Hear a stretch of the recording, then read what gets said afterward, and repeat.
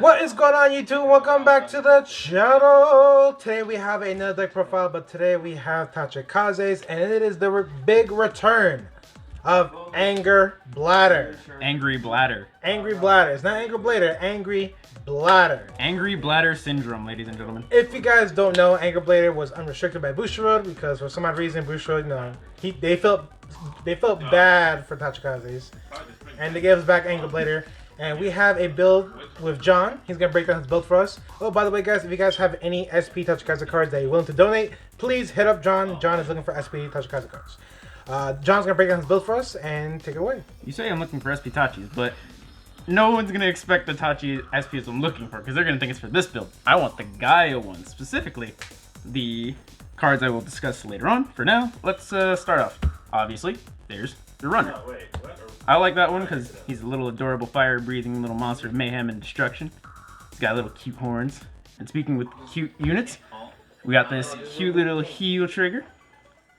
We got 2 draw triggers, because that's really all I'm running with right now. And for the offensive lineup, I'm rocking a whopping 10 crit triggers for 2 of these and 4 of the other 2 for just a nice little splash of offensive capability.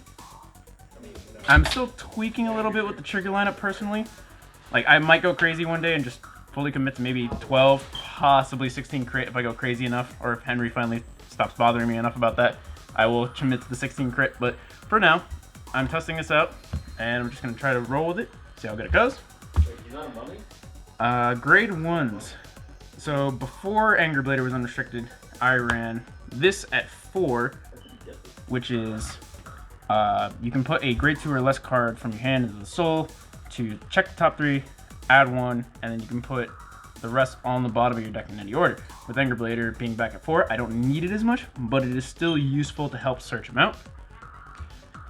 And then going into the normal units, I have 4 Sonic Noahs, which are great boosters, help throw down gauges for anyone that they're fighting for or fighting with.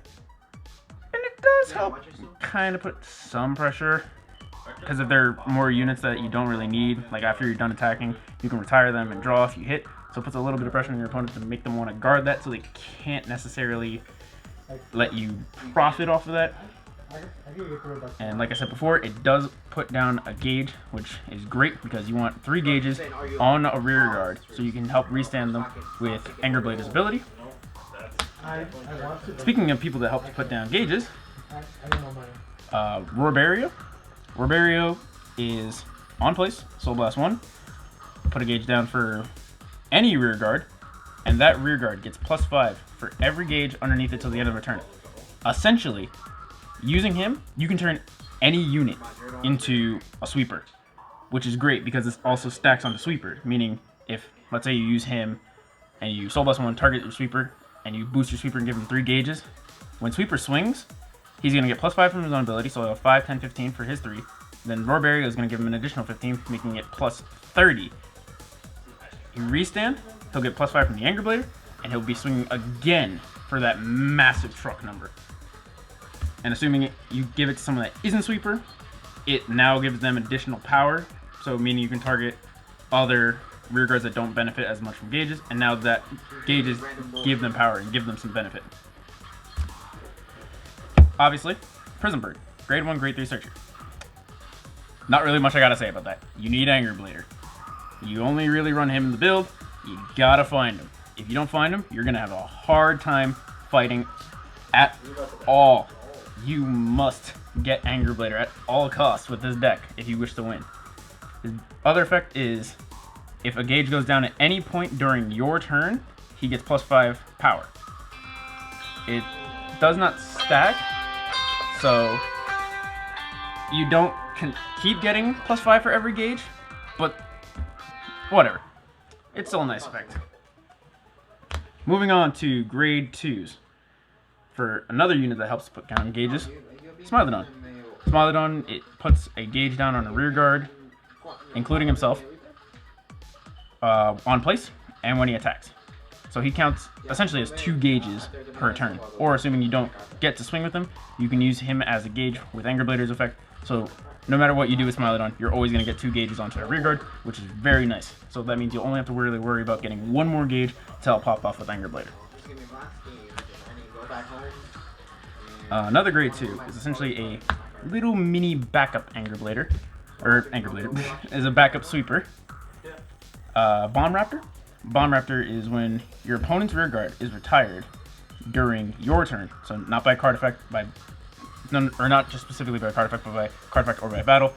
He gets +5, and he gets a gauge when that happens, and he'll get +5 for every gauge that goes underneath him till the end of the turn.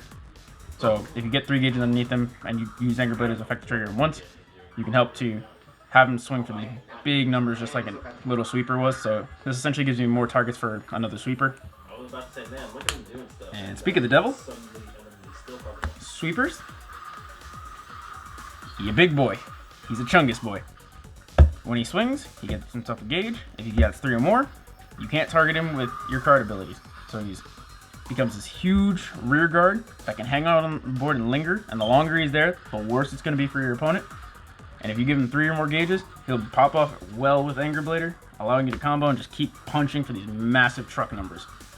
He is absolutely a force to be reckoned with the longer you let him linger. If you see him, you want to shoot him down as fast as possible, and if you're playing him, you want to beef him up as fast as possible so your opponent can't shoot him down. To help with that, I also have Dilopho Pyro. On place from hand, counterblast 1, draw a card, call a card. If you choose so, you can give that unit a gauge. So what you can do, call him, counterblast 1, draw a card, call a card. The card you would call would be Sweeper. Once Sweeper is placed, you can call down something like a Smilodon. Smilodon on place will give that thing a gauge. You can swing with Smilodon, that's another gauge. And when you swing with Sweeper, that's a 4th gauge on top of him on its first turn. So he helps great with getting Sweeper buffed and just putting gauges down anywhere. And then the last, final card in the deck, Gaia. I'm just kidding. It's Angerblader. The star of the show, the big man on campus. You can take your rear guard, turn it into a equip gauge, kill something on your opponent's board, front row, back row, does not matter. Anything is fair game. When he attacks, counterblast 1, restand rear guards, or restand up to 3 rear guards with 3 or more equip gauges, and the entire front row, including Angerblader, will get +5 to the end of the turn.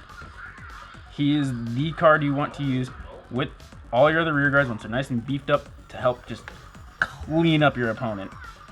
And just the power that you can get them with Sweeper when you have them swing for like easily 30k plus attack twice is devastating.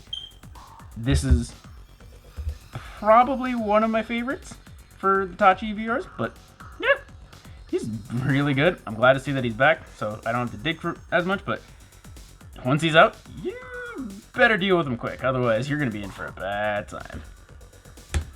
And yeah, that's pretty much the whole build in a nutshell.